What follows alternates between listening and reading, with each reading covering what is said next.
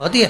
शीतला माता की पूजन होती है ठंडे समय में, शीतल समय में। शीतला माता ने ये नहीं किया कि रोटी बना के उठो और थाली लेके लाइन में लग जाओ। तुम देखना शीतला माता की पूजन करने लोग जाते ना शीतला सप्तमी शीतला अष्टमी पे, बस 11 बजे तक तो रोटी बनाती रहेगी, सामान बनाती रहेगी। 1-1.5 घंटा में ठंडा हुआ, 12:30 बजे उठ के सीधे लाइन में लग जाएगी, जल्दी से पूजन करके सो जाऊंगी, काम खत्म। शीतला माता ने भी सोच लिया बस तूने मुझे बेवकूफ बनाया, अब रुक जा तू। 11 बजे तक भोजन बनाया, 10 बजे तक भोजन बनाया, 1 बजे रात को लाइन में लग गई पूजन करने के लिए। 1 बजे रात को न जाने किसने पहला दी कि 1 बजे रात को लग जाओ लाइन में, सुबह तक पूजन करके अपने घर आ जाओ, फिर आराम से आके सो जाओ। अब इतनी जल्दी क्या है भगवान के पूजन की? माँ की पूजन करने जा रहे हो, माता से लाड़ लड़ाने जा रहे हो, अपनी माता से अपने दिल की बात कहने के लिए जा रहे हो, अपने स्नेह की बात कहने के लिए जा रहे हो, तो धीरे धीरे प्रेमवश आनंद से माता की आराधना शीतल समय में, ठंडे समय में। ठंडे समय का मतलब है भीतर से ठंडे होकर, अपने भीतर से ठंडे होकर। अब अपने भीतर तो ठंडा ही है ही नहीं ना, जल्दी जल्दी चलो। और आधी बहुत पतली खुशी है और और ये कितना बड़ा कपड़ा थाली पे ढाक ढुका के लाइन में खड़ी है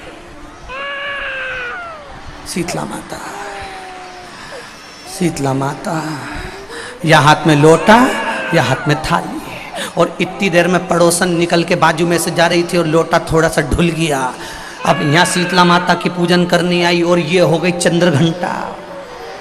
लोटा जरा सा ही पानी का झलका, देख के नहीं चल सकती।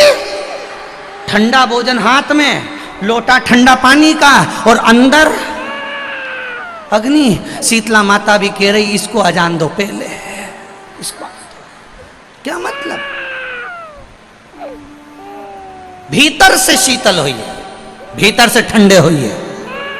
चित्त वृत्ति मन जब भीतर से शीतल होगा, ठंडा होगा, तो मेरी शीतला माता, तुमने पूजन करा ना करा, मेरी शीतला माता प्रसन्न हो जाएगी। बस भीतर से शीतल होइए, ठंडे होइए भीतर से।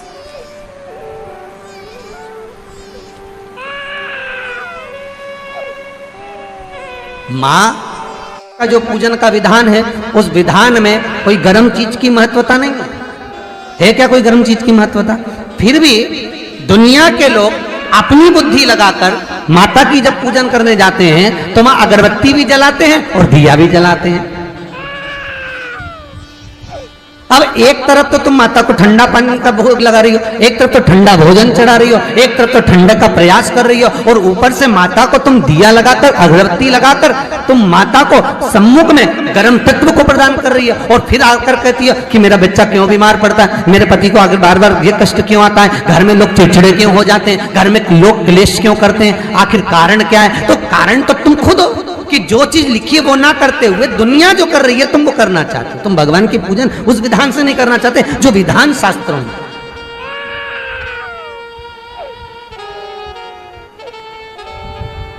जो शास्त्रार्थ विधान कहता है।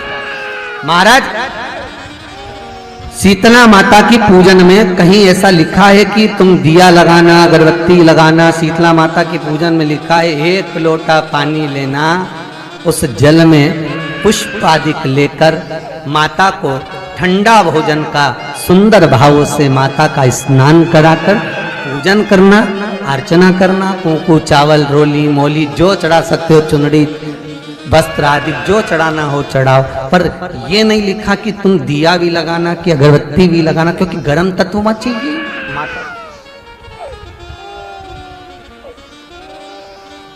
वो शीतल है, शीतला। और अगर तुम दिया लगा भी रहे हो, मान लो दिया अगर तुम लगा भी रहे हो तो उसके सम्मुख ना लगे, दूर, बहुत दूर।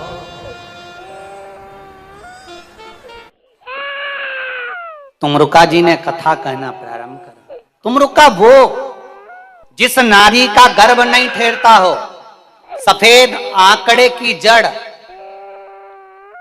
जिसको अकाऊ भी कहते हैं, आंकड़ा भी कहते हैं, वो जड़ को रजस्वला धर्म के 7वें दिन लेकर आकर शिव जी पर से 21 बार तुम रुक्का जी का नाम लेकर, तुम रुक्केश्वर महादेव का नाम लेकर, तुम रुक्का जी का नाम लेकर लाल धागे में कमर में मंदिर में शिवलिंग का दर्शन कर कर बांध लीजिए। 20 साल 28 साल 25 साल 30 साल शादी को हो गए, संतान नहीं तो भी वो देगा, पर विश्वास रखकर बांधना तो देगा जरूर। सबकी झोली भरी तेरी भी भर दे। तुम रुक्का जी ने कथा कही, भगवान शंकर पार्वती जी ईश्वर जी और गोरा जी बनकर कथा सुनने आ रहे हैं। ईश्वर जी गोरा जी पधार रहे हैं, जोरदार ताली बजाएं ईश्वर जी और गोरा जी के लिए। या चैत्र नवरात्रि में, शरदीय नवरात्रि में, आषाढ़ी नवरात्रि में,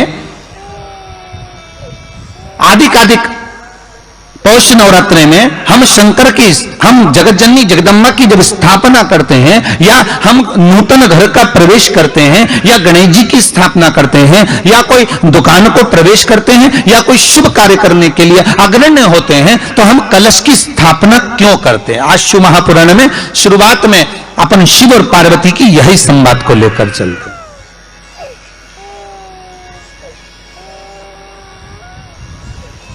आखिर कलश में ऐसा क्या है? कलश के अंदर आखिर ऐसा क्या विराजमान है कि 33 कोटि देवता उस कलश के अंदर आकर बैठ जाते हैं? महाराज,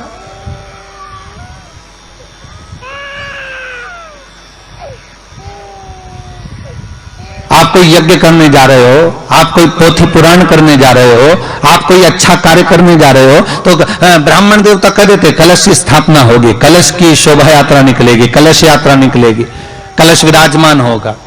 और आज हर की पौड़ी पर, प्रयागराज में या उज्जैनी में, नासिक में जो बड़े बड़े कुंभ के मेले होते, कुंभ का मतलब भी तो कलश से होता, उसकी महत्वता क्यों है? उस कुंभ की, उस घड़े की महत्वता कहां से प्रकट हो गई?